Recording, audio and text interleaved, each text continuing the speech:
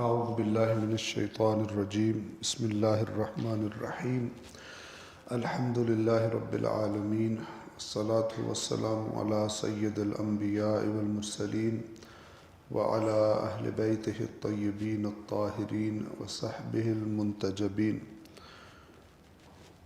گزشتہ درس میں ہم نے قرآن مجید کا دوسرا جز شروع کیا تھا، سورۃ البقرہ آیت نمبر 144 144 تک ہم نے پڑھا تھا۔ آج انشاءاللہ ہم آیت نمبر 145 سے آیت نمبر 152 تک 53 تک پہلے تلاوت کریں گے، اور اس کے بعد ان آیات کا ترجمہ اور مختصر وضاحت آپ کی خدمت میں انشاءاللہ عرض کریں گے۔ صلوات پڑھیں محمد وآل محمد۔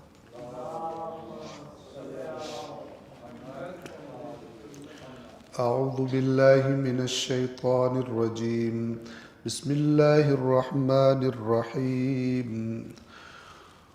وَلَئِنْ أَتَيْتَ الَّذِينَ أُوتُوا الْكِتَابَ بِكُلِّ آيَةٍ مَا تَبِعُوا قِبْلَتَكَ وَمَا أَنْتَ بِتَابِعٍ قِبْلَتَهُمْ وَمَا بَعْضُهُمْ بِتَابِعٍ قِبْلَةَ بَعْضٍ وَلَئِنِ اتَّبَعْتَ أَهْوَاءَهُمْ مِنْ بَعْدِ مَا جَاءَكَ مِنَ الْعِلْمِ إِنَّكَ إِذًا لَمِنَ الظَّالِمِينَ۔ الَّذِينَ آتَيْنَاهُمُ الْكِتَابَ يَعْرِفُونَهُ كَمَا يَعْرِفُونَ أَبْنَاءَهُمْ وَإِنَّ فَرِيقًا مِّنْهُمْ لَيَكْتُمُونَ الْحَقَّ وَهُمْ يَعْلَمُونَ۔ الْحَقُّ مِنْ رَبِّكَ فَلَا تَكُونَنَّ مِنَ الْمُمْتَرِينَ۔ وَلِكُلٍّ وِجْهَةٌ هُوَ مُوَلِّيهَا فَاسْتَبِقُوا الْخَيْرَاتِ أَيْنَمَا تَكُونُوا يَأْتِ بِكُمُ اللَّهُ جَمِيعًا إِنَّ اللَّهَ عَلَى كُلِّ شَيْءٍ قَدِيرٌ۔ وَمِنْ حَيْثُ خَرَجْتَ فَوَلِّ وَجْهَكَ شَطْرَ الْمَسْجِدِ الْحَرَامِ وَإِنَّهُ لَلْحَقُّ مِنْ رَبِّكَ وَمَا اللَّهُ بِغَافِلٍ عَمَّا تَعْمَلُونَ۔ وَمِنْ حَيْثُ خَرَجْتَ فَوَلِّ وَجْهَكَ شَطْرَ الْمَسْجِدِ الْحَرَامِ وَحَيْثُ مَا كُنْتُمْ فَوَلُّوا وُجُوهَكُمْ شَطْرَهُ لِئَلَّا يَكُونَ لِلنَّاسِ عَلَيْكُمْ حُجَّةٌ إِلَّا الَّذِينَ ظَلَمُوا مِنْهُمْ فَلَا تَخْشَوْهُمْ وَاخْشَوْنِي وَلِأُتِمَّ نِعْمَتِي عَلَيْكُمْ وَلَعَلَّكُمْ تَهْتَدُونَ۔ كَمَا أَرْسَلْنَا فِيكُمْ رَسُولًا مِّنْكُمْ يَتْلُو عَلَيْكُمْ آيَاتِنَا وَيُزَكِّيكُمْ وَيُعَلِّمُكُمُ الْكِتَابَ وَالْحِكْمَةَ وَيُعَلِّمُكُم مَّا لَمْ تَكُونُوا تَعْلَمُونَ۔ فَاذْكُرُونِي أَذْكُرْكُمْ وَاشْكُرُوا لِي وَلَا تَكْفُرُونِ۔ يَا أَيُّهَا الَّذِينَ آمَنُوا اسْتَعِينُوا بِالصَّبْرِ وَالصَّلَاةِ إِنَّ اللَّهَ مَعَ الصَّابِرِينَ۔ بر محمد وآل محمد صلوات۔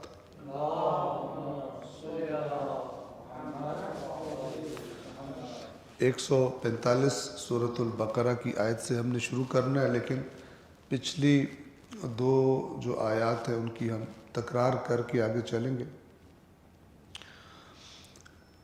سورۃ البقرہ آیت نمبر 143 143۔ اور اسی طرح ہم نے تمہیں امت وسط بنا دیا ہے تاکہ تم لوگوں پر گواہ بنو اور رسول تم پر گواہ بنے، اور آپ پہلے جس قبلے کی طرف رخ کرتے تھے اسے ہم نے صرف اس لیے مقرر کیا تھا تاکہ ہم رسول کی اتباع کرنے والوں کو الٹا پھر جانے والوں سے پہچان لیں۔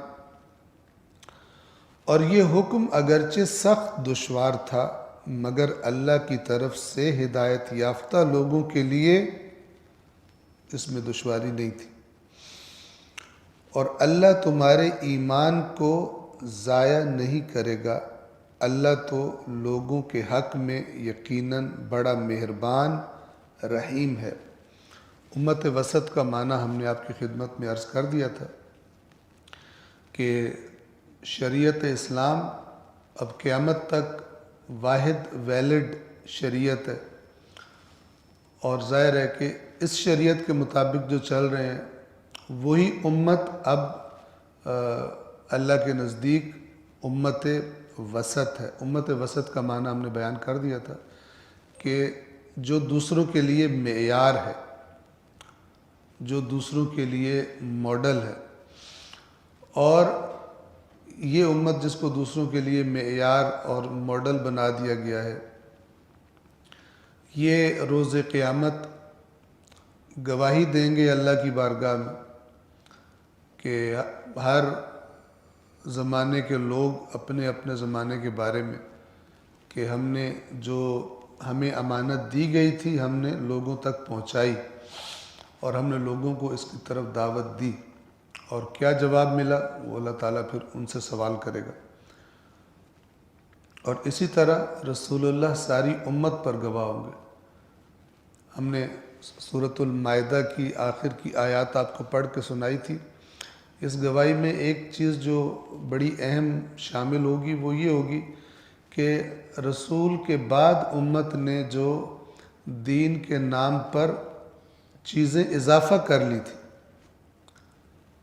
اپنے پاس سے دین کا حصہ بنا لیا تھا جن چیزوں کو کہ جو اللہ اور اس کے رسول نے نہیں بتائی تھی، ان کا اضافہ کر لیا تھا، تو قیامت کے دن امتوں کے رسول ان انحرافات سے برات کی گواہی دیں گے کہ ہم نے ایسا کچھ نہیں کہا تھا ان کو۔ اور اس کے لیے اللہ نے جو مثال دی ہے اور اگزامپل دیا ہے وہ حضرت عیسیٰ علیہ السلام کے بارے میں، کہ حضرت عیسیٰ کی امت نے جو ان کے بعد کیا، حضرت عیسیٰ کو اللہ کا بیٹا بنا لیا، اللہ کا شریک بنا لیا، ان کی والدہ کے بارے میں غلو کا شکار ہو گئے۔ تو یہ بھی آپ کو میں عرض کر دوں، یہ بہت سمجھنے والی بات ہے کہ اگر آپ عیسائیوں سے پوچھیں گے نا حضرت عیسیٰ اللہ کے شریک ہیں، وہ کہیں گے نہیں ہم تو نہیں مانتے، تم ایویں کہہ رہے۔ لیکن قرآن مجید کہتا ہے کہ انہوں نے بنا لیا۔ بس وہ کام پہ غور کرنا چاہیے کہ وہ کیا کہتے ہیں جس کو اللہ شرک کہہ رہا ہے۔ آپ ان سے پوچھیں حضرت مریم کو معبود مانتے ہو تو کہیں گے ہم نہیں مانتے، لیکن یہ حضرت مریم کے مجسمے کے سامنے عرصہ دراز سے وہی والے رسومات انجام دیتے ہیں جن کو عبادت کہا جاتا ہے، انہی سے دعائیں مانگتے ہیں، انہی سے مثلاً جو بھی آج کل کی زبان میں ہم منت مرادیں کہیں، تو یہ منت مرادیں جو ہیں وہ ہر جگہ پر ہوتی ہیں۔ اور ایک دفعہ ایک خاتون نے مجھے فون کیا اور کہا کہ میں بہت پریشان ہوں، میں نے ساری زیارتوں پر بھی جا کے منتیں مان لی، اور میں نے خانہ کعبہ میں بھی منتیں مان لی، اور میں نے رسول پاک کے روضے پر بھی، اور امام حسین کے پاس، سب کو میرا نہیں ہو رہا کام۔ تو میری ایک سہیلی کرسچن ہے، اس نے کہا ہے کہ ہمارا ایک چرچ ہے اس میں بڑی مرادیں پوری ہوتی ہیں، تو اگر آپ مجھے اجازت دیں تو میں اس چرچ میں جا کے منت مان لوں۔ یہ دنیا پرستی کا کمال ہے، یعنی انسان بجائے یہ کہ اس پہ غور کرے کہ شاید اللہ میرے لیے مصلحت نہیں سمجھتا، مجھے نہیں دے رہا۔ جیسے میں نے عرض کیا حضرت ابراہیم کو، حضرت زکریا جیسے انبیاء کو وہ بڑھاپے میں جا کے اولاد ملی، جبکہ وہ اولاد کے خواہش مند کب سے تھے۔ تو یہ اللہ تعالیٰ کی معرفت نہ ہونا اور سمجھنا کہ جو مجھے اچھا لگ رہا ہے وہی میرے لیے اچھا ہے، اور اس لیے پھر الٹی سیدھی کلابازیاں مارنے لگ جانا کبھی، اور اسی طرح کے لوگ پھر گمراہ ہوتے ہیں، آہستہ آہستہ پھر جادو ٹونے اور پتہ نہیں کہاں کہاں اپنا بیڑا غرق کر لیتے ہیں۔ اللہ پر توکل نہیں ہوتا ان میں۔ تو یہ ساری جو رسومات تھی، عبادت جنہیں کہا جاتا ہے، جیسے قرآن نے مثلا دعا کو عبادت کہا ہے، اہل بیت اطہار نے اپنے فرامین میں خود دعا مانگنا عبادت ہے، تو یہ سارا کرتے تھے۔ اب یہ نہیں کہتے کہ ہم حضرت مریم کو معبود مانتے ہیں، یہ نہیں کہیں گے، آپ جا کے سوال کر لیں ان سے، نہیں کہیں گے، لیکن جو یہ کام کرتے ہیں اللہ نے ڈکلیئر کر دیا کہ یہ مشرک ہے۔ اور اگر ہم نے بھی دیکھنا ہو کہ کہ قرآن کی آیات معیار ہیں تاکہ قیامت ہم نے بھی دیکھنا ہو کہ ممکن ہے ہم ایک کام کر رہے ہیں اور ہم کہہ رہے ہیں کہ ہم تو شرک نہیں کر رہے، لیکن یہی آیات بتائیں گی کہ آیا ایسا کرنا شرک ہے یا ایسا کرنا شرک نہیں ہے۔ لہذا قرآن مجید کو توجہ کے ساتھ پڑھنا چاہیے اور دیکھنا چاہیے کہ کن حرکتوں کو اللہ تعالیٰ شرک قرار دیتا۔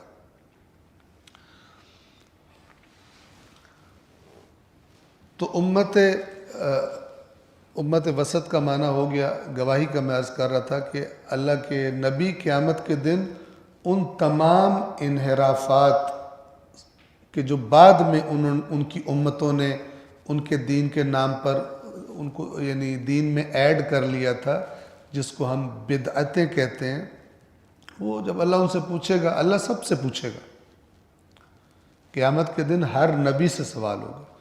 یوم یجمع اللہ الرسل، جس دن اللہ رسولوں کو جمع کرے گا، فیقول ماذا اجبتم، ان سے کہے گا تمہیں کیا جواب ملا تھا، جب تم میری دعوت لے کر گئے تھے تمہیں کیا جواب ملا تھا۔ تمام انبیاء سمیت اللہ تعالیٰ کے آخری نبی کے، ہمارے نبی کے، سب اللہ کی بارگاہ میں بلائے جائیں گے، ائمہ بلائے جائیں گے۔ میں نے پہلے روایت آپ کو اشارہ کیا تھا کہ کسی شخص کے بارے میں امام کو اطلاع دی گئی کہ یہ آپ کے بارے میں یوں غلو کرتے ہیں، آپ کی ربوبیت کے قائل ہیں۔ تو امام نے فرمایا میں تو ایک ادنا بندے کا اور ایک ادنا کنیز کا بیٹا ہوں، اور میں صلبوں میں رہا ہوں اور میں رحموں میں رہا ہوں، اور میں مروں گا اور میں دوبارہ اٹھایا جاؤں گا، اور جو اس نے میرے بارے میں، اس کذاب نے میرے بارے میں بات کی ہے، اس کا مجھ سے سوال کیا جائے گا قیامت کے دن۔ میں عرض کر چکا آپ کو کہ یہ عیناً بالکل وہی بات ہے جو قرآن نے حضرت عیسیٰ کے بارے میں کی ہے۔ حضرت عیسیٰ نے تو کسی کو نہیں کہا تھا مجھے اور میری ماں کو پوجنا شروع کر دو، ان کے سامنے رسومات ادا کرنا شروع کر دو، عبادت جن کی ہوتی، ان سے دعائیں مانگنا شروع کر دو، انہوں نے تو نہیں کہا تھا۔ تو جب اللہ ان سے پوچھے گا تم نے کہا تھا ان کو کہ ہم سے ہمارے سامنے یہ حرکتیں کرو، تو حضرت عیسیٰ کہیں گے میں تو بری ہوں، حالانکہ حضرت عیسیٰ کا تعلق ہی کوئی نہیں، پھر بھی ان کو کٹہرے میں آنا پڑے گا۔ جب اللہ کہے گا اے مریم کے بیٹے عیسیٰ تو نے ان سے کہا تھا، یہ پروسیجر جو عدالت کا ہے وہاں پر ہوگا۔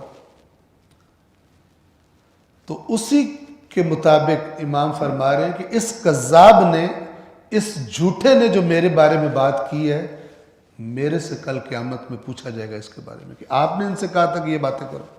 اور رسول اللہ بھی اور ائمہ اہل بیت بھی ان تمام خرافات سے اور ان تمام بدعات سے اور ان تمام رسومات سے کہ جو انہوں نے نہیں بتائی ہوئی خود سے بنا لی ہیں، کہیں گے یا اللہ تو خود بہتر جانتا ہے، ہم نے تو وہی کہا تھا کہ جو تو نے حکم دیا تھا، یہ بعد میں انہوں نے خود کر لیا، جب تک ہم رہے تو بہتر جانتا ہے، جب تو نے اٹھا لیا، جو حضرت عیسیٰ کے الفاظ ہیں، تو پھر تو ہر چیز پر گواہ تھا کہ انہوں نے ہمارے بعد کیا حرکتیں کی۔ تو یہ قرآن مجید کے بڑے کلیئر لفظ ہیں، سمجھنے والے یعنی اگر سمجھنے کی اور اس کو ہدایت لینے کی نیت ہو، قرآن کو گائیڈ سمجھے انسان، تو اس کے لیے کافی ہے۔ آیت نمبر 144 144، ہم آپ کو بار بار آسمان کی طرف منہ کرتے دیکھ رہے ہیں، سو اب ہم آپ کو اسی قبلے کی طرف پھیر دیتے ہیں جسے آپ پسند کرتے ہیں، اب آپ اپنا رخ مسجد الحرام کی طرف کریں اور تم لوگ جہاں کہیں بھی ہو اس کی طرف رخ کرو، اور اہل کتاب اس بات سے بخوبی واقف ہے کہ یہ ان کے رب کی طرف سے حق پر مبنی ہے، یہ قبلہ کی تبدیلی حق پر مبنی ہے، اور جو کچھ وہ کر رہے ہیں اللہ اس سے غافل نہیں ہے۔ یہ بھی ہم نے بتایا تھا کہ ان اہل کتاب کے پاس جو آخری رسول کی نشانیاں موجود تھیں، ان میں سے ایک نشانی یہ تھی کہ جو آخری رسول ہوگا اللہ کا، وہ 2 قبلوں کی طرف رخ کر کے نماز پڑھے گا۔ تو جب یہ قبلہ کی تبدیلی کا حکم آیا تو اللہ اس لیے فرما رہا ہے کہ اہل کتاب کو اچھی طرح پتہ ہے کہ یہ قبلہ کی تبدیلی برحق ہے، کیونکہ 2 قبلوں کی طرف رخ کر کے نماز پڑھنے والی شرط تبھی پوری ہوگی، تبھی نشانی پوری ہوگی۔ اب چاہیے کیا تھا کہ یہ تو اور زیادہ قائل ہو جاتے ہیں، لیکن کیونکہ یہ ہٹ دھرمی پہ قائم ہے اور پھر مکاریاں کرتے ہیں، الٹی سیدھی تعویلیں کر کے لوگوں کے عوام کے ذہنوں کو تردد میں ڈالتے ہیں، تو اللہ کہہ رہا ہے کہ اے رسول جو یہ عمل کر رہے ہیں اللہ ان سے غافل نہیں ہے، ان کی مکاریاں، ان کی چلاکیاں اور بے ایمانیاں وہ اللہ تعالیٰ دیکھ رہا ہے سب۔ آیت نمبر 145 145 میں مزاج بیان کیا جا رہا ہے اہل کتاب کا، اور رسول اللہ سے یہ کہا جا رہا ہے صلی اللہ علیہ وآلہ وسلم کہ آپ جو مرضی ان کو دلیلیں دے دیں، جو جتنی مرضی آیات آ جائیں، انہوں نے آپ کے قبلہ کو فالو نہیں کرنا۔ یہ ڈھیٹ ہے۔ آپ توجہ کیجئے، جو اس میں بہت زیادہ یعنی گہری نظر سے سمجھنے والی بات ہے، وہ یہ ہے کہ وہ افراد کہ جو اپنے دین میں تبدیلیاں کر کے اور اب وہ تبدیل شدہ دین کو دین سمجھ رہے ہیں، اس کے ساتھ چپک گئے ہیں، ان کو جب حق بات بتائی جاتی ہے وہ پھر بھی اپنی بے ایمانی نہیں چھوڑتے، اس قدر پختہ ہو گئے ہوتے ہیں، اتنی انہوں نے دلیلیں بنا لی ہوتی ہیں ہر بات کی تعویل کرنے کی، سیدھی اسٹریٹ فارورڈ بالکل کلیئر بات ہے، یہ تعویل کر لیتے ہیں اس کو۔ اپنے انحراف والے جو نظریات بنائے ہوتے ہیں اس پر اتنے پختہ ہو گئے ہوتے ہیں کہ حق سن کر بھی اس کو نہیں مانتے، تعویل کرتے ہیں۔ اب کوئی ذہن میں سوچے کہ کیوں ایسے ہوتے ہیں، کیوں اتنے پختہ ہوتے ہیں؟ اس لیے کہ انہوں نے اپنی اور اپنی عوام کی جنت انہی نظریات سے جوڑ دی ہوتی ہے، اور اگر علماء پیچھے ہٹیں اور کہیں کہ ہاں یہ بات ٹھیک نہیں ہے، یہ جو رسول کہہ رہا ہے یہ بات ٹھیک ہے، تو وہ جو عوام ابھی تک ان علماء کو واہ واہ کر رہی تھی وہ جوتے اتار کے ان کے سروں میں ماریں گے اور کہیں گے کہ بے ایمانو تم کس بات کے عالم تھے، تم نے ہمیں 2 نمبر کام کے پیچھے لگائے رکھا۔ لہذا جو انسان کو کوشش کرنی چاہیے کہ دین کی حقیقت کو تلاش کرے، نہ دیکھے کہ کیا ہو رہا ہے میرے آس پاس، دیکھے کہ ہے کیا۔ جیسے مولا کائنات علیہ السلام فرماتے ہیں کہ حق کو پہچانو، حق کو پہچانو تو اہل حق تمہیں نظر آ جائیں گے، یعنی پہلے حق کو پہچاننے کی کوشش کرو، بندہ نہ سلیکٹ کر لو کہ یہ بندہ جو ہم نے، یہ ہمارا پیر و مرشد ہے، اس نے جو کہا ہم پیچھے پیچھے، یہ بے وقوفی ہے۔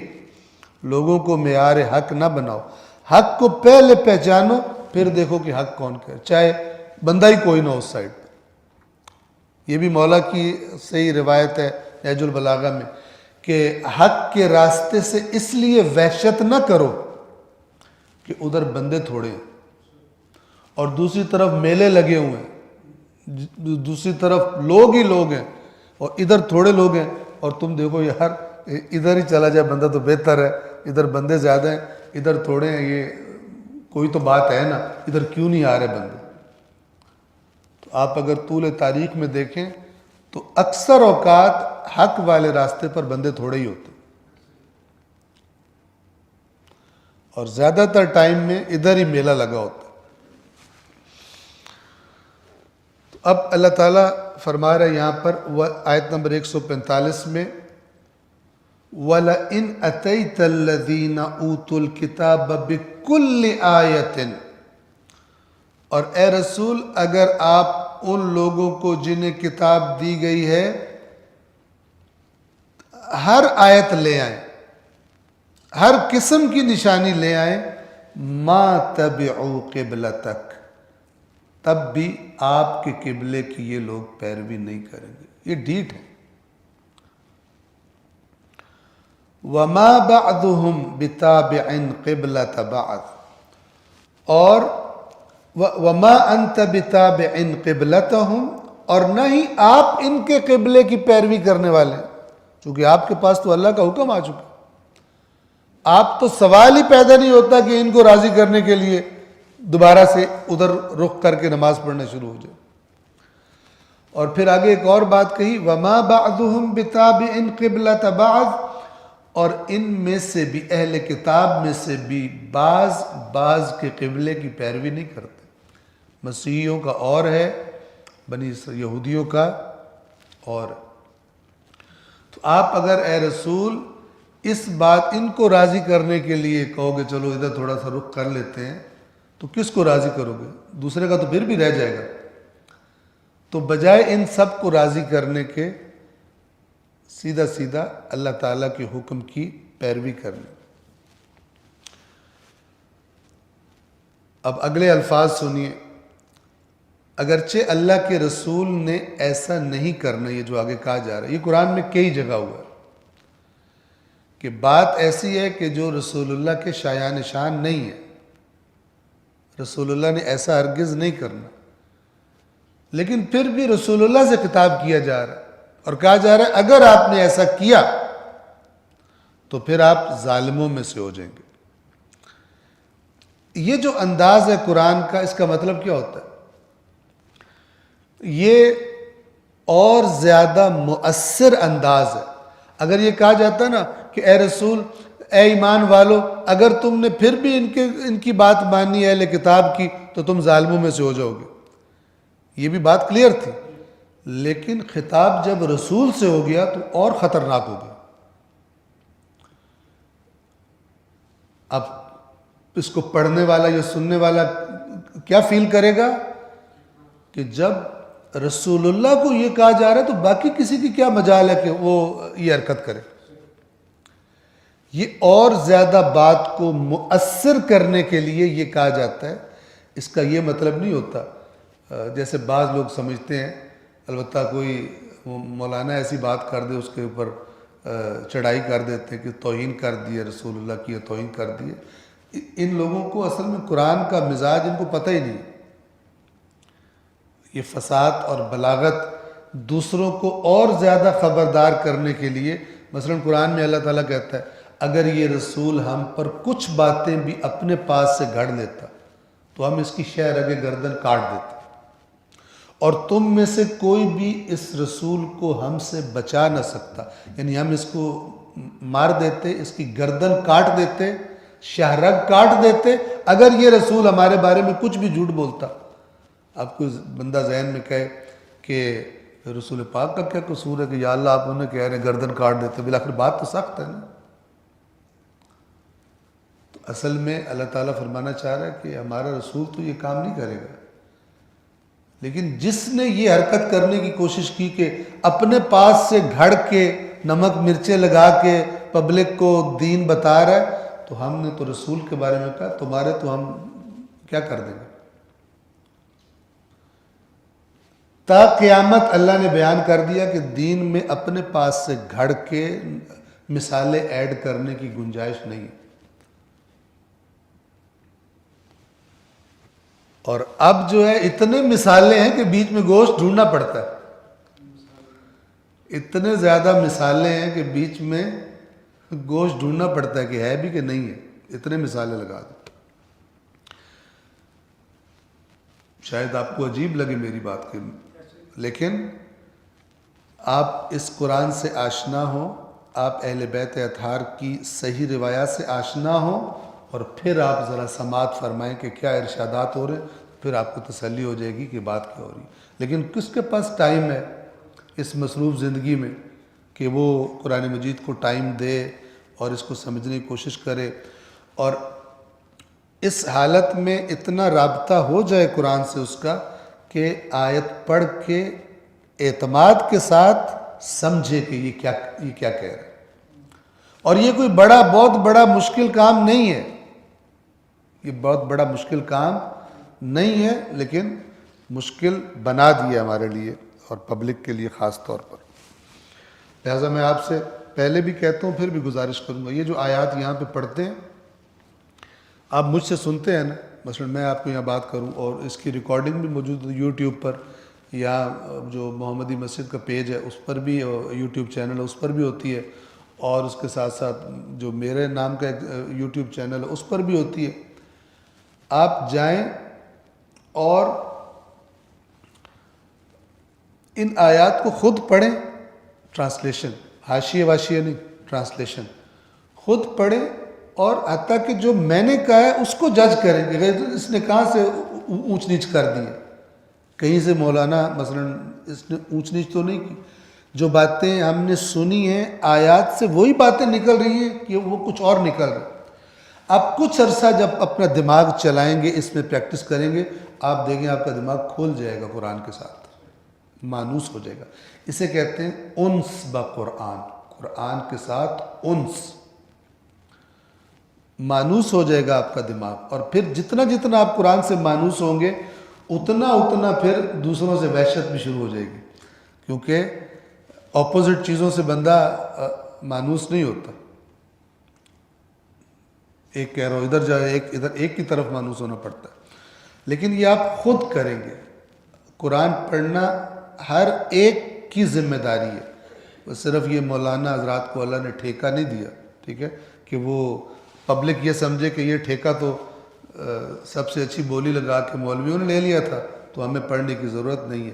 یہودی عوام اسی گمراہی کا شکار ہوئے تھے اپنی کتاب کے بارے میں، اور اسی وجہ سے پھر جو علماء سو پیدا ہوئے، دنیا خور، دنیا کمانے والے جب علماء ان میں پیدا ہوئے، اسی چیز کو انہوں نے یوز کیا کہ ان کی عوام کتاب خدا کے بارے میں جاہل تھی.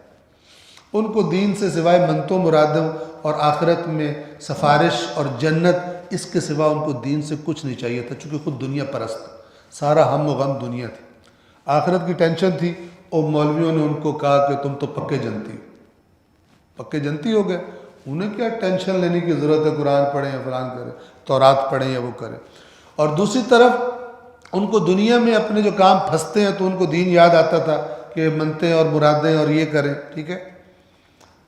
تو اس کے لیے بھی ان کو انہوں نے ساری پٹیاں پڑھا دی ہوئی تھی، تویز گنڈے اور فلان کر دیا ہوا تھا. دین کیا چیز ہے؟ یہ دین تھوڑی ہے. آپ توجہ فرمائیں، خلاصہ دین کا یہ ہے کہ دین آپ کو پہلی چیز جو آپ سے مانگتا ہے وہ اسی دنیا میں اس کو فالو کرنا.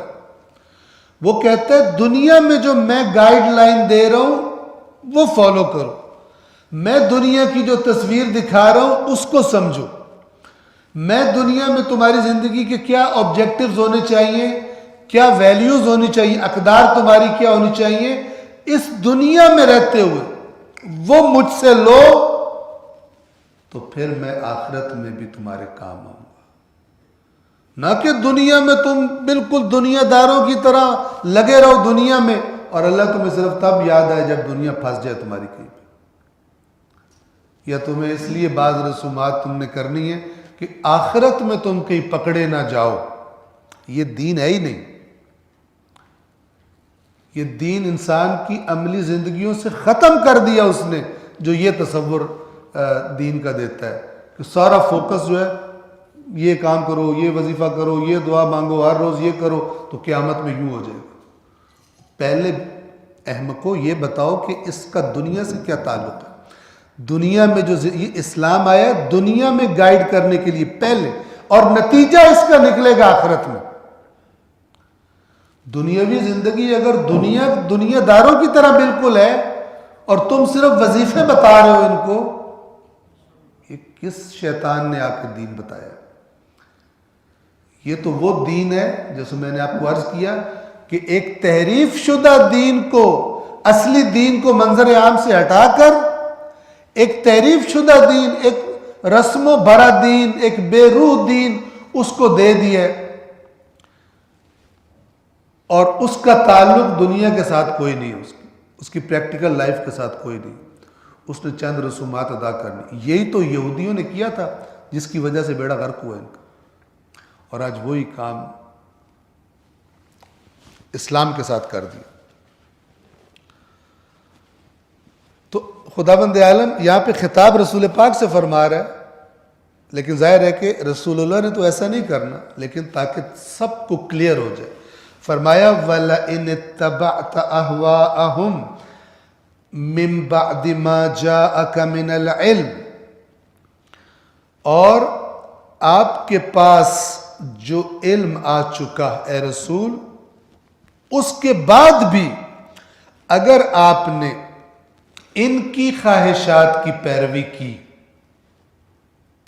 مثلا آپ کہیں گئے ہیں، وہ کہیں آپ ہمارے پاس تشریف لائے ہیں تو ہم آج ہمارے قبلے کی طرف رخ کر کے نماز پڑھ لیں، اگر آپ نے ان کی خواہشات کی پیروی کی اس کے بعد کہ آپ کے پاس علم آ چکا ہے، انکا تو پھر یقیناً، اذن تب، یعنی ویسا کر کے آپ لمن الظالمین، یقیناً آپ ظالموں میں سے ہو جائیں گے۔ رسول اللہ نے ایسا نہیں کرنا، رسول اللہ پاک کیوں کریں گے؟ جس پر وحی آ رہی ہے اور جو سب سے بڑھ کر یقین رکھتا ہے اس کی صداقت پر، اس نے نہیں کرنا۔ لیکن یہ مسلمان، گویا آپ یوں سمجھیے کہ یہ قبلہ کی تبدیلی کا مسئلہ جو نئے نئے مسلمان ہوئے تھے ان کے لیے بڑا سخت تھا، چونکہ مانوس ہو چکے تھے اس قبلے سے، اس قبلے سے مانوس ہو چکے تھے۔ یہ اب میں آپ کو مثال دیتا ہوں کہ دو نمازیں اکٹھی پڑھنے سے شیعہ مانوس ہیں اور الگ الگ پڑھنے سے اہل سنت مانوس ہیں۔ اب آپ شیعہ سے کہیں کہ نا عصر کی نماز جو ہے وہ بعد میں پڑھ لینا، تو میں کو سنی ہوں، یہ سمجھ رہا ہے کہ نماز الگ کرنے سے بندہ سنی ہو جاتا ہے، بیچارہ جاہل ہے، اس کو پتہ نہیں، بچپن سے اس کو بتایا یہ گیا۔ اچھا، بزرگ نماز پڑھ رہے ہیں مسجد میں، مطلب 50 سال سے وہی نماز پڑھ رہے ہیں، مثال کے طور پر جو مولانا صاحب کے پیچھے نماز پڑھ رہا ہے وہ قنوت ایک خاص قسم کی پڑھتے ہیں، مثلا وہ قنوت میں پڑھتے ہیں ربنا آتنا فی الدنیا، ہر قنوت میں وہی پڑھتے ہیں، یا 2-3 قنوت ہیں جو وہ پڑھتے ہیں۔ اب ان کو عادت اسی سے مانوس ہے، اسی مولوی کے پیچھے نماز پڑھ رہے ہیں۔ اب ایک نیا مولانا آتا ہے، وہ آ کر دعائے قنوت میں کچھ اور پڑھ دیتا ہے، یہ نماز ختم کر کے تو آج نواں قنوت آ گیا بھائی۔ یہ بیچارہ خود جاہل ہے، خود اس کو پتہ نہیں ہے، لیکن اس کو وحشت ہوتی ہے نئی چیز، وہ نئی نہیں ہے، اس کے لیے نہیں ہے، اس کی جہالت کے لیے وہ نہیں ہے، وہ نئی نہیں ہے، ٹھیک ہے۔ آج پہلی باری سنے آسات، میرے ساتھ تو کئی دفعہ درس قرآن میں یہ ہوتا ہے، اور صاحب یہ تو پہلی دفعہ سنا، مجھے میرا کیا قصور ہے، آپ نے نہیں پڑھا قرآن، آپ 50 سال کے 60 سال کے 70 سال کے ہو گئے ہو، اس کا گریبان پکڑو جس سے دین لیتے رہے، کہ قرآن مجید کی ایک بات آپ کہہ رہے ہیں ہم نے تو پہلی دفعہ سنی، اور آپ جب قرآن اگر پڑھیں گے نا تو آپ کو لگے گا یہ بات تو کسی اور کانٹیکس میں سنی ہوئی تھی، یہ یہاں پہ کسی اور کانٹیکس میں ہے، فلان میں کچھ اور تھا، یہاں پہ کچھ اور ہے، پھر آپ کو کہا جائے گا وہ اس طرح گمراہ ہو جاؤ گے، پھر آپ چھوڑ دیں گے قرآن مجید کو، کیونکہ قرآن پڑھنے سے بندہ گمراہ ہو جاتا ہے، ہدایت نہیں ہوتی اس۔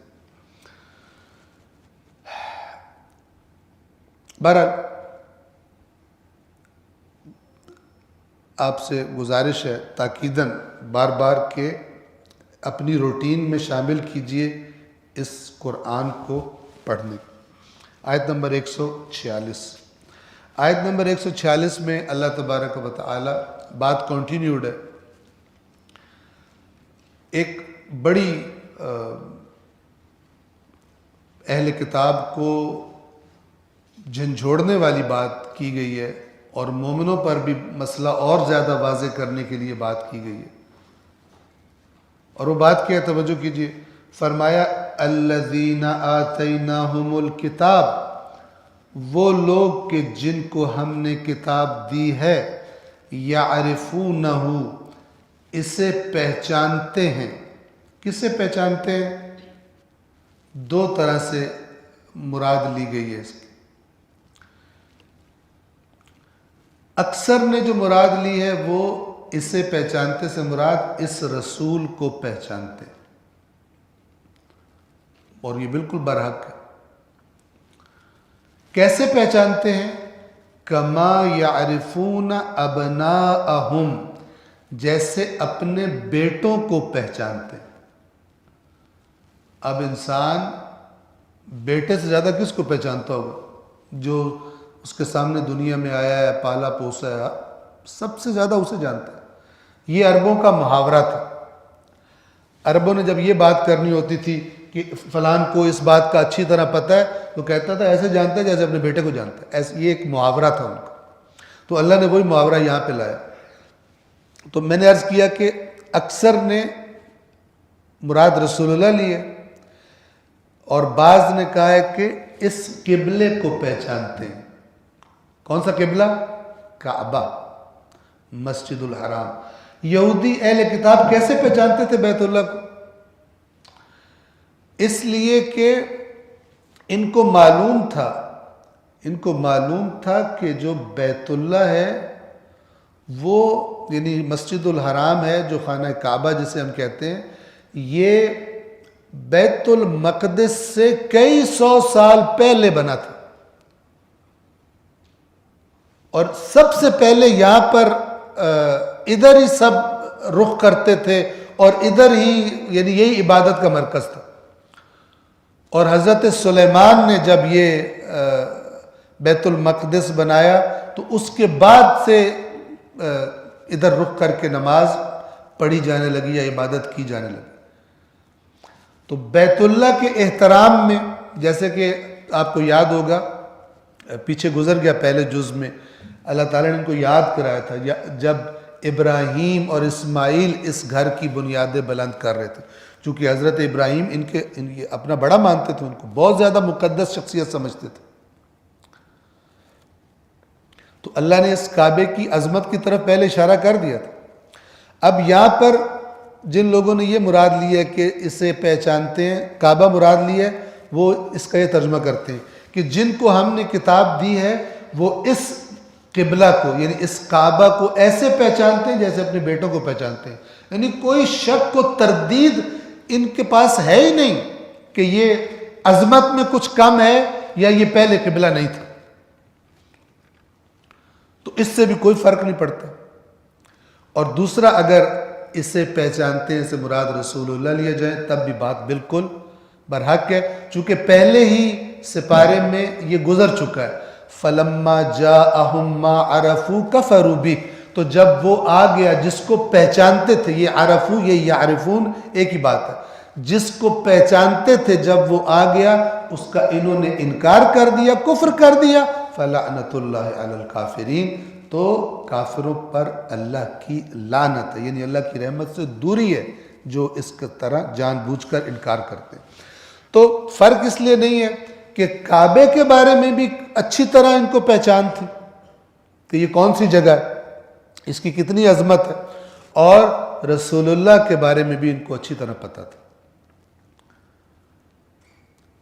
اتنی زیادہ نشانیاں اور صفات ان کو بتائی گئی تھی کہ اہل کتاب کے جو پڑھے لکھے افراد تھے وہ فوراً رسول اللہ سے تھوڑی دیر بات چیت کر کے وہ پہچان لیتے تھے کہ یہ وہی نبی ہے جس کا ہمیں بتایا گیا۔ اتنی واضح نشانیاں تھیں۔ لیکن بدبختی کیا ہے کہ انسان دین میں تحریف کر چکا ہو، دنیا پرست ہو چکا ہو، بے ایمان ہو چکا ہو، اور پھر اس کے سامنے جب خالص حق بیان کیا جاتا ہے تو اس کو پرابلم ہو جاتی ہے اور وہ اس کو نہیں مانتا۔ جن لوگوں کو ہم نے کتاب دی ہے وہ اس کو اسی طرح پہچانتے ہیں جیسے اپنے بیٹوں کو پہچانتے، لیکن پرابلم کیا ہے؟ وَإِنَّ فَرِيقًا مِّنْهُمْ، اور ان میں سے ایک گروہ کیا کرتا ہے؟ لَيَكْتُمُونَ الْحَقَّ وَهُمْ يَعْلَمُونَ، وہ حق کا کتمان کرتے ہیں، حق کو چھپاتے ہیں جبکہ اس کا علم رکھتے ہیں۔ یعنی جسے ہم اردو میں، سادہ اردو میں کہیں گے، سلیس اردو میں، جانتے بوجھتے ہوئے حق کو چھپاتے ہیں۔ اب یہ ایک گروہ سے کیا مراد ہے؟ وہ جو بے ایمان ان کے علماء تھے۔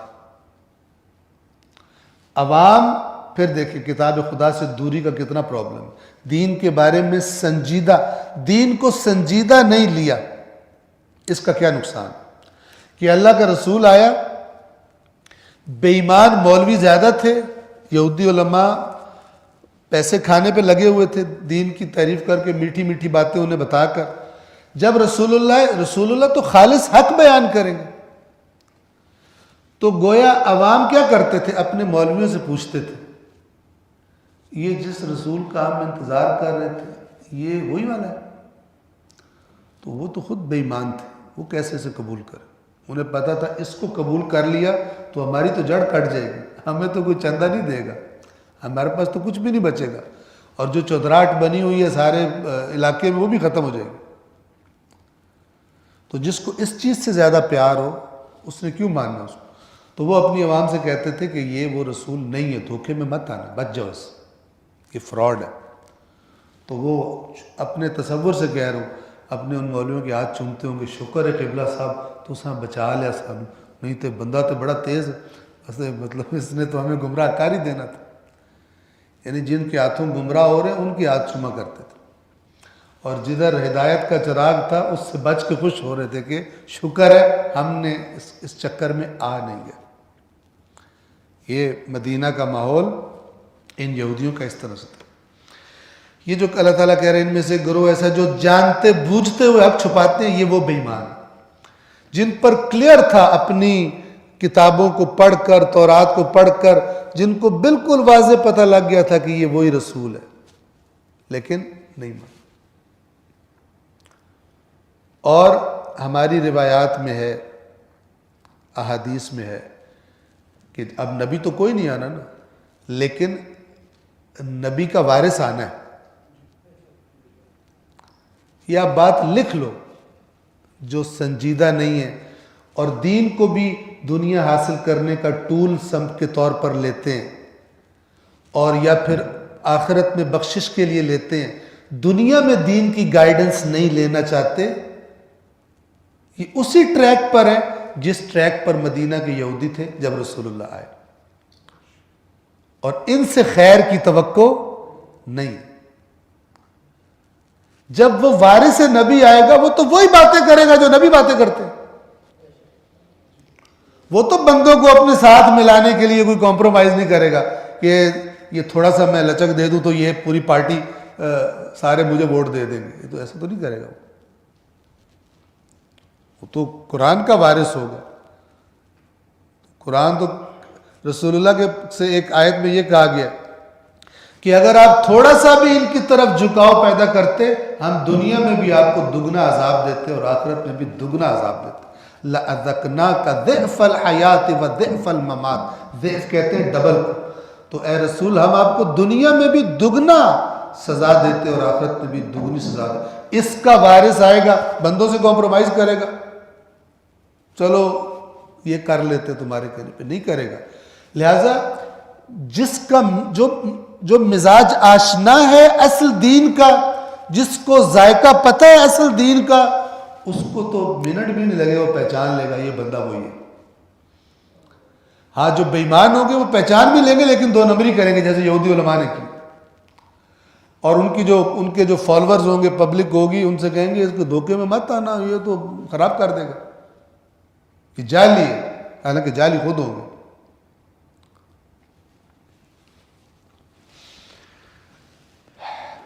اور ان میں سے ایک گروہ جان بوجھ کر حق کو چھپاتا ہے. 147 الحق من ربک، حق تیرے رب کی طرف سے. فلا تکونن من الممترین، پس آپ ہرگز شک اور تردد کرنے والوں میں سے نہ ہو جائیں. یہ پھر خطاب رسول اللہ سے، حالانکہ رسول اللہ تو سب سے زیادہ حالت یقین میں، رسول اللہ کے برابر کس کو یقین ہوگا ان باتوں کا، لیکن پھر وہی مؤثر اور بلیغ انداز ہے سب کو. کیا کہا جا رہا ہے کہ تم ادھر رخ کر کر کے، قبلہ کر کر کے اس سے مانوس ہو گئے ہو بیت المقدس سے، اب تمہیں پرابلم ہو رہا ہے کہ یار ادھر رخ کر کے نماز ہوتی بھی ہے کہ نہیں ہوتی، فلان جیسے میں نے آپ کو مثال دی، الگ الگ نماز ہوتی بھی ہے یا نہیں ہوتی، یا جمع کرنے سے نماز ہوتی بھی ہے یا نہیں ہوتی. یہ انسان جب مانوس ہو گیا ہو تو اسے پرابلم ہوتی ہے.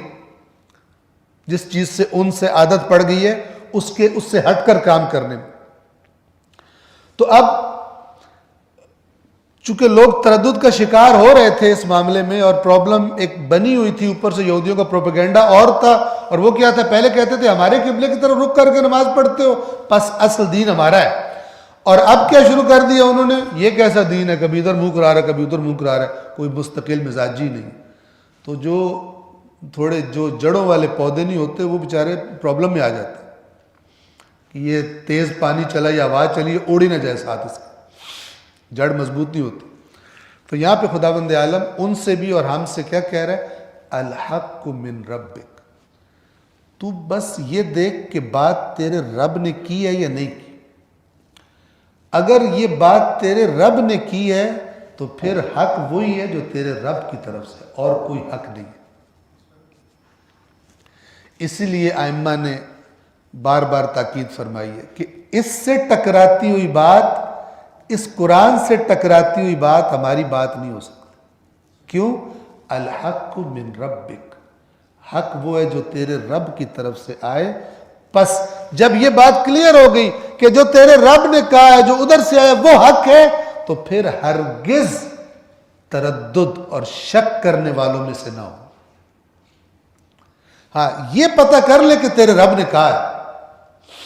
جب یہ پتہ چل گیا، پھر کسی اور کی وجہ سے اس کے بارے میں شک میں پڑ جائے، کسی پروپیگنڈے کی وجہ سے، پھر چاہے اور کوئی بندہ بھی نہ ہو، تو اکیلا ہی ہو، تب بھی الحق من ربک فلا تکونن من الممترین. حق صرف وہ ہے جو آپ کے رب کی طرف سے ہو، پس آپ شک اور تردد کرنے والوں میں سے ہرگز نہ ہو جائیں. 148 148 وَلِكُلٍّ وِجْهَةٌ، اور ہر ایک کے لیے ایک وجہہ ہے. وجہہ کسے کہتے ہیں؟ وجہہ کہتے ہیں جسے ہم جہت بھی کہتے ہیں، کسی طرف رخ کرنا، سمت. اب یہاں پر دو پہلو بات ہے جو کہ آیت سے خود آپ کو سمجھ آ جائے گی. وَلِكُلٍّ وِجْهَةٌ، مسیحی ادھر رخ کر رہے ہیں، عیسائی ادھر رخ کر رہے ہیں، مسلمان ادھر رخ کر رہے ہیں. یہاں سے اللہ تعالیٰ ایک اور کلی نقطہ ہدایت کا وہ سمجھا رہا ہے. اور ہر ایک کے لیے ایک نہ ایک سمت ہے کہ ہوا مولیہا، کہ جس کی طرف وہ رخ کرتا ہے. تم کیا کرو، تم کدھر رخ کرو. اب یہاں پہ کہنا نہیں چاہیے تھا تم کعبے کی طرف رخ کرو، جس کی بار بار ریپیٹیشن ہو رہی ہے، ابھی آگے پھر ریپیٹ کیا جائے گا. لیکن یہاں پہ ایک اور ہی بات کر دی جس میں وہ بھی شامل ہے اور سب کچھ شامل ہے. تمہارا رخ کدھر ہونا چاہیے؟ ہر بندہ کہیں نہ کہیں رخ کر کے چل رہا ہے، تمہارا رخ کدھر ہونا چاہیے؟ فرمایا فَاسْتَبِقُوا الْخَيْرَاتِ، تمہارا رخ اس طرف ہونا چاہیے کہ تم نیکیوں میں سبقت لے جاؤ. یعنی تمہیں نیکیاں کرنے میں سپیڈی ہونا چاہیے. سبقت تو سمجھتے ہیں نا، دوسرے سے سبقت لے جانا. جیسے مقابلہ ہوتا ہے، ریس ہوتی ہے، دوڑ، تو جو پہلے آتا ہے کہتے فرسٹ نمبر پہ آتا ہے، کہتے ہیں یہ سب سے زیادہ، سب سے سبقت لے گیا. سبقت لے جانا سابق اسی سے ہے جو آگے نکل جاتا ہے. تو پس قبلہ کا معاملہ ہو یا کوئی اور معاملہ ہو، تمہارا رخ، تمہاری زندگی کا رخ کس طرف ہو، تمہاری پہچان کیا ہو، تمہارا مزاج کیا ہو، کہ جہاں کہیں نیکی ہو تم سبقت لے جاؤ، ڈھیلے نہ رہو، کوئی اور کر لے گا. ساری چیزوں کا ہم نے ٹھیکہ تو نہیں لیا ہو، سارا کچھ ہم نے تو نہیں کرنا. یہ مزاج مت رکھو. فَاسْتَبِقُوا الْخَيْرَاتِ، اگر دیکھو ہے موقع نیکی کا، سستی نہ کرو، دوسروں سے آگے بڑھ جاؤ. تمہارا زندگی کا رخ اس طرف ہونا چاہیے، نیکیوں میں سبقت لے جانے والے ہوتے ہیں. سبقت لے جانے والے، جو نئی کالونی اناؤنس ہوئی سب سے پہلے پلاٹ خریدنے والا میں ہوں، سب سے پہلے میں نے اتنی فائلیں اٹھا لی، میں نے جناب سب سے پہلے یہ ماڈل خریدا ہے، فاستبقوا الموبائل، فاستبقوا گاڑیاں، فاستبقوا المساجد، فاستبقوا الخیرات. یعنی کبھی ہمیں اس پر بھی فخر ہوتا ہے، البتہ فخر تکبر والا نہیں کہ دوسروں کو گھٹیا سمجھو، اطمینان، لذت کہ میں نے سب سے پہل کر دی ہے اس نیک کام کے کرنے میں. اور ہر ایک کے لیے ایک سمت ہے جس کی طرف وہ رخ کرتا ہے، پس تم لوگ نیکیوں کی طرف سبقت کرو. حالانکہ یہ بحث تو چل رہی ہے قبلہ کی طرف رخ کرنے کی اور ادھر سے موڑ کے ادھر کرنے کی، لیکن بیچ سے ایک دوسرا پہلو نکال دیں جس میں یہ بھی آ جائے گا کہ تم تردد کیے بغیر جو رسول کے منہ سے سن رہے ہو وہ کر دو. اینما تکونوا یأتی بکم اللہ جمیعا، تم جہاں کہیں بھی ہو اللہ تم سب کو اکٹھا کرے گا. اب اس سے دو معنی لیے جا سکتے ہیں، ایک اس دنیا میں اور دوسرا آخرت. آخرت والا تو 100% کہ کوئی کہیں ہے دنیا میں کہیں بھی ہے، اللہ نے سب کو اکٹھا کر دینا. لیکن زیادہ معنی اس دنیا کا کہ اگر توجہ کیجئے، اگر تم لوگ نیکیوں میں سبقت لے جانے والے بن جاؤ حقیقت میں جو میں چاہتا ہوں، تو پھر اللہ تمہیں متحد کر دے گا، اللہ تمہیں اکٹھا کر دے گا، اللہ تمہارا زور، تمہاری طاقت بڑھا دے گا. اینما تکونوا، جہاں بھی ہوگے تو یأتی بکم اللہ جمیعا، اللہ تمہیں اکٹھا کر دے گا. اور خود آپ یہ دیکھیں کہ مسلمان جہاں بھی ہوتا ہے قبلہ کی طرف رخ کرنا ایک یونٹی کی علامت ہے. یعنی اگر دنیا میں ایک ٹائم پر نماز کے ٹائم پہ جتنے مسلمان نماز پڑھ رہے ہیں، کوئی کہیں پڑھ رہا ہے، کوئی کہیں پڑھ رہا ہے، کہیں پڑھ رہا ہے، کوئی ایسا کیمرہ ہو جو سب کو لے لے اپنے اندر اور وہ دکھائے، تو کیا ہوگا؟ سب کا رخ ایک طرف. یعنی اگر آپ گول دائرہ لے لیں، جہاں جہاں نماز کا ٹائم ہوتا جا رہا ہے وہاں جو نماز پڑھ رہے ہیں، وہ جو پوائنٹ ہے جدھر منہ کیا ہوا سب نے، وہ ایک ہی پوائنٹ. یہ ظاہر ہے، یہ ظاہر ہے، یہ ظاہر ایک باطن کا میسج ہے کہ تم سب کا رخ ایک طرف ہونا چاہیے. تم ایک قوم ہو، ایک امت ہو، ایک جیسے اہداف ہیں تمہارے. لیکن اہداف کو تو وہ پتہ کرے گا نا جو دین سے کوئی ہدف لینے کا قائل بھی ہو. اس کا ہدف تو پہلے اس نے سیٹ کیا ہوا ہے، میں اے بڑھنا ہے، میں نے یہ کرنا ہے، میں نے اتنے پیسے بنانے فلان. وہ اہداف کہیں اور سے لیتا ہے. اور افسوس یہ ہے کہ یعنی ہمارے مسلمانوں کے جو ہمارے اپنے گھروں کے جو ماحول ہیں وہی ہمارے بچوں کو میٹیریلسٹک بناتے ہیں. مادیت ان کے ذہنوں میں گھسی ہوتی ہے. دین بھی ساتھ اچھا ہے، کہیں پکڑے ہی نہ جائیں آگے، وہ بھی ساتھ رکھنا چاہیے. لیکن جو ہمارا رخ ڈیفائن کرتی ہے وہ دنیا ہے، وہ دنیا کے تقاضے ہیں.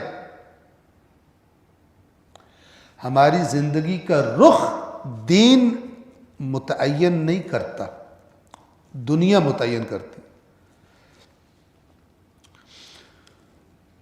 تم جہاں کہیں بھی ہوگے اللہ تم سب کو اکٹھا کر دے گا. ان اللہ علی کل شیء قدیر، بے شک اللہ ہر چیز پر قادر ہے، قدرت رکھنے والا. میں دوبارہ یاد دہانی کروا دوں، یہ میری ریکویسٹ ہے آپ سے کہ کیونکہ میرا اور بس بھی کوئی نہیں ہے ریکویسٹ کے علاوہ، وہ یہ ہے کہ ٹائم جو آیت آپ پڑھتے ہیں نا، باقی پورا ہفتہ ہوتا ہے، پورے ہفتے میں تو آپ ہر روز بھی ایک دفعہ پڑھ سکتے ہیں اس کو. اور آپ خود دیکھیں آیت کیا کہہ رہی ہے، یہ نہ کہیں کہ میں نے کیا کہا ہے، آپ نے سنا کیا ہے. آپ آیت کو پڑھیں اور دیکھیں کہ آیت کیا کہہ رہی ہے، آپ کو کیا، پھر آپ چاہے دوبارہ سنیں مگر میری زبان سے کیا نکلا ہوا، پھر آپ دیکھیں گے میچنگ ہے یا میچنگ نہیں ہے. قرآن کا ٹیکسٹ اور کوئی چیز نہیں، قرآن کا ٹیکسٹ.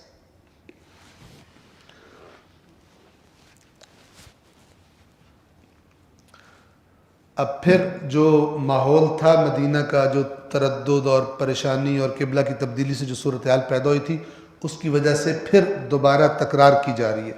وَمِنْ حَيْثُ 149 149 وَمِنْ حَيْثُ خَرَجْتَ اور آپ جہاں سے بھی نکلیں فَوَلِّ وَجْهَكَ شَطْرَ الْمَسْجِدِ الْحَرَامِ یعنی یہ حکم صرف مدینہ کے لیے نہیں ہے، جہاں کہیں سفر میں ہو جہاں سے نکلیں جب بھی وقت نماز ہے آپ نے رخ کدھر کرنا ہے؟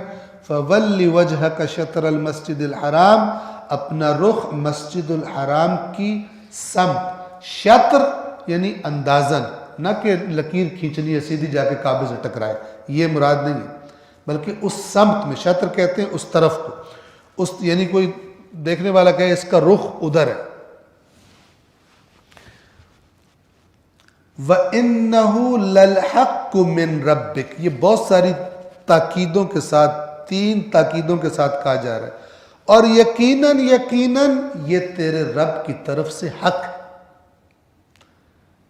اس سے آپ اندازہ لگائیں کہ قبلہ تبدیل کرنا کتنا مشکل کام تھا، ٹھیک ہے نا، لوگ جو ہے وہ پریشان ہو رہے تھے، پروپیگنڈا اتنا شدید تھا کہ مسلمان پریشان ہو رہے تھے،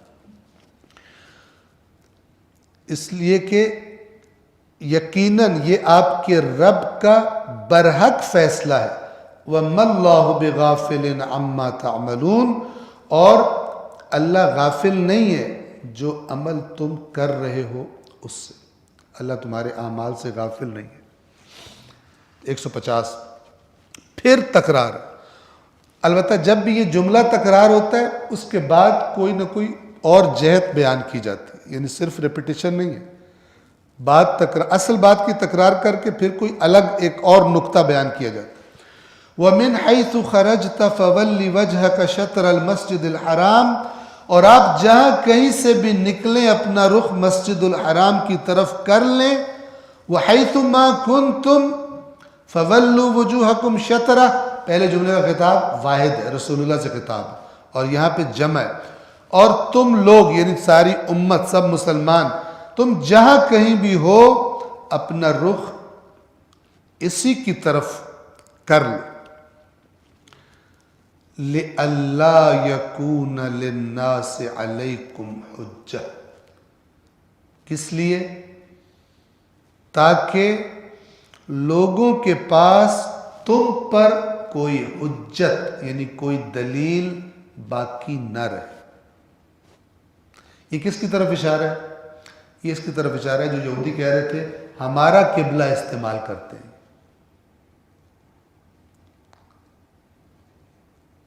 اب یہ ان کی حجت تم پر باقی نہیں رہے کہ تم ان کا قبلہ، ان کے قبلے کی طرف رخ کرتے ہو۔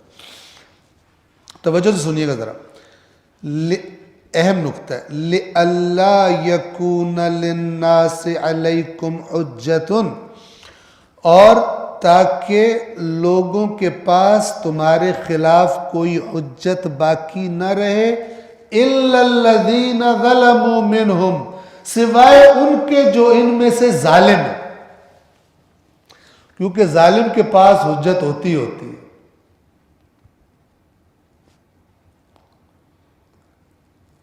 وہ ایک سٹوری پڑھی تھی، ظالم کی حجت سمجھانے کے لیے آپ کو عرض کر رہا ہوں کہ ایک بھیڑیا تھا، تو وہ کسی ٹیلے پر سے کوئی ندی آ رہی تھی پہاڑی پر سے، تو وہ پانی پی رہا تھا، تو اس کی نگاہ پڑی تو نیچے ایک بھیڑ کا بچہ بھی پانی پی رہا تھا، اس کے منہ میں پانی آ گیا، تو لیکن چونکہ ہر کام دلیل سے کرنا ہوتا ہے تو اس کے پاس گیا اور اس سے کہتا ہے کہ تم جو ہے میرا پانی گندا کر رہے ہو، جو میں پانی پی رہا ہوں اسے گندا کر رہے ہو۔ اس نے کہا مائی باپ آپ اوپر پانی پی رہے ہیں، وہاں سے پانی نیچے آ رہا ہے، یہ تو اوپر جا رہا نہیں ہے کہ۔ اب اس نے کہا یہ تو ٹھیک کہہ رہا ہے، پھر کیا کروں؟ کہتا تو وہی ہے نا جس نے پچھلے سال مجھے گالی دی تھی اور بھاگ گیا تھا۔ اس نے کہا جی میں تو 3 مہینے کا سارا ہوں، سال پہلے تو میرا وجود ہی نہیں تھا۔ تو اس نے کہا کہ پھر تیری ماں تھی وہ جس نے گالی دی تھی، لیکن کھاؤں گا میں تجھے، کھا گیا اس کو۔ تو ظالم کے پاس حجت ہوتی ہے چونکہ اس کو اس نے کرنا ہوتا ہے جو کام، ٹھیک ہے نا، جیسے ابھی FATF کے پاس حجتیں ہیں پاکستان کے خلاف، آٹا گوندھی ہلدی کیوں ہے تو، ٹھیک ہے نا، لہذا تیرے اوپر پابندیاں لگانی، تجھے گرے لسٹ میں رکھنا ہے۔ بدماش ایسے کرتے۔ تو اللہ تعالیٰ فرما رہا ہے کہ جو تو ہے نا کوئی بات سننے سمجھنے والا، وہ تو اب بحث نہیں کریں گے تم سے، لیکن جو ڈھیٹ ہیں ان کے پاس اجتے ہی اجتے ہیں، ٹھیک ہے۔ یہ اللہ تعالیٰ کہنا چاہ رہا لِأَلَّا يَكُونَ لِلنَّاسِ عَلَيْكُمْ حُجَّةٌ إِلَّا الَّذِينَ ظَلَمُوا مِنْهُمْ، تاکہ لوگوں کے پاس تمہارے خلاف کوئی حجت نہ رہے سوائے ان میں سے وہ لوگ جو ہیں ظالم، انہوں نے ماننا ہی نہیں، انہوں نے کوئی اور چیز ڈھونڈ کے لے آنی۔ تو پھر کیا کرو تم ان کے بارے میں، تمہارا کیا رویہ؟ فَلَا تَخْشَوْهُمْ، تم ان سے نہ ڈرو، وَخْشَوْنِي، مجھ سے ڈرو۔ یہ بہت بنیادی نقطہ ہے انسان کے اندر، جس کے اندر یہ اگر آ گیا نا، کیونکہ انسان لوگوں سے ڈر کے خرابیاں کرتا ہے۔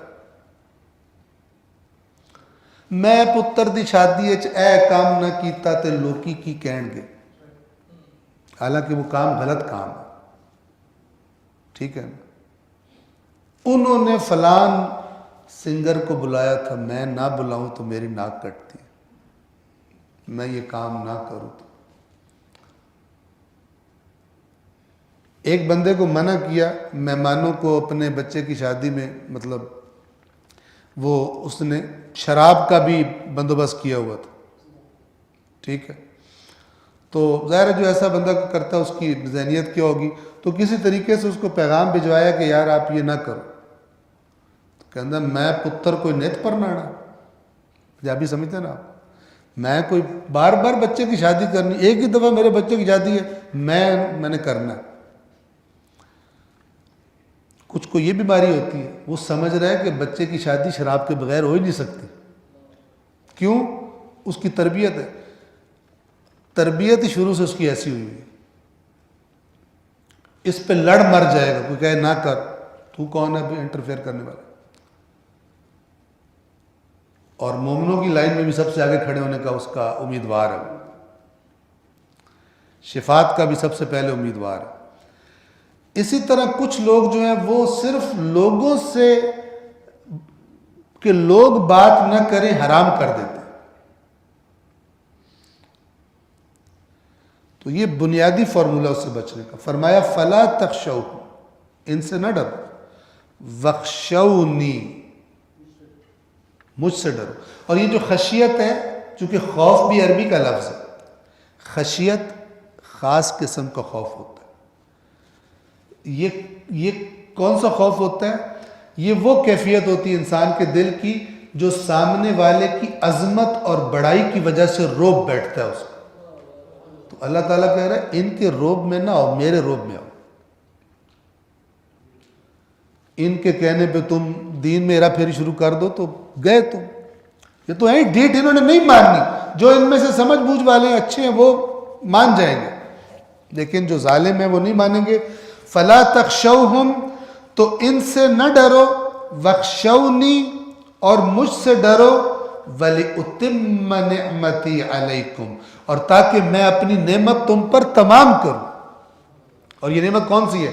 میں اس سے پہلے جو امامت کا عہدہ ان میں تھا بنی اسرائیل میں، ان کو تو آگ لگنی ہے، جو میں اٹھا کے اس کو اب تمہارے اندر بنی اسماعیل میں رکھ رہا ہوں، اور اب اس امت میں امامت رہے گی، اب یہ امت وسط ہوگی، اب یہ لیڈرز ہوں گے انسانیت کے، اب یہ خدا کے مثلا قرآن کہتا ہے کنتم خیر امت، تم بہترین امت ہو، یہ سب تمہیں ملنے والا ہے۔ اب یہ بھی جو قبلہ کی تبدیلی کا مسئلہ ہے، یہ بھی اس کی بھی تم اطاعت کرو، اس طرف آ جاؤ، تاکہ یہ لیڈرشپ کا اور امت وسط کی جو نعمت ہے یہ میں تم پر تمام کر دوں۔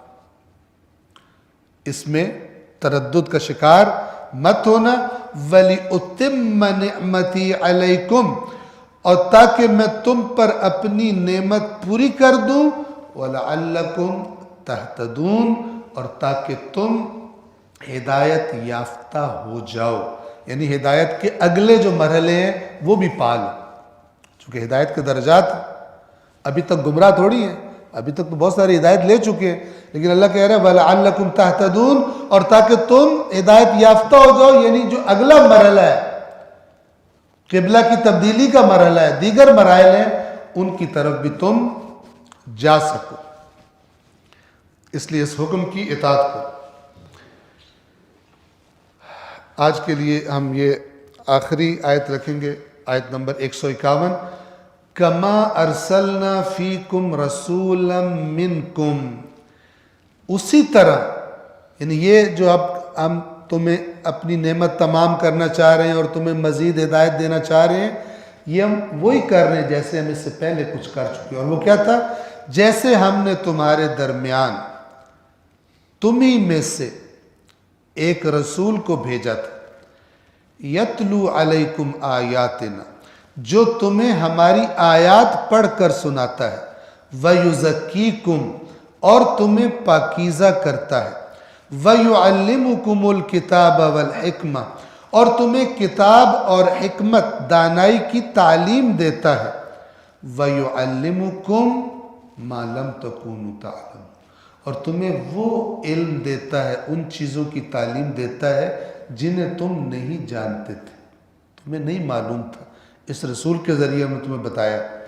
تو جس طرح ہم نے تم پر یہ نعمت رسول والی کی ہوئی ہے، اب ہم مزید تمہیں عطا کرنا چاہ رہے ہیں، مزید اتمام نعمت کرنا چاہ رہے ہیں، لہٰذا تم اس بات کو فالو کرو اور یاد رکھو، فَاذْكُرُونِي أَذْكُرْكُمْ وَاشْكُرُوا لِي وَلَا تَكْفُرُونَ۔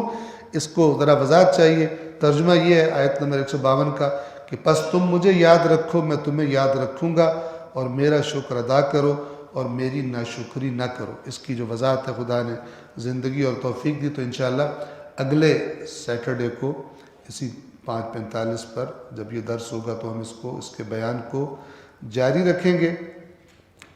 یہ آیت نمبر 151 کی میں نے زیادہ وضاحت نہیں کی، چونکہ چند آیات پہلے اگر آپ دیکھیں، صفحہ تھوڑا پیچھے پلٹائیں تو سورۃ البقرہ کی آیت نمبر 129 جس میں حضرت ابراہیم کی دعا ہے، اس میں بھی سارے الفاظ یہی ہیں، تو وہاں پر اس کو تفصیل سے ڈسکس کیا تھا۔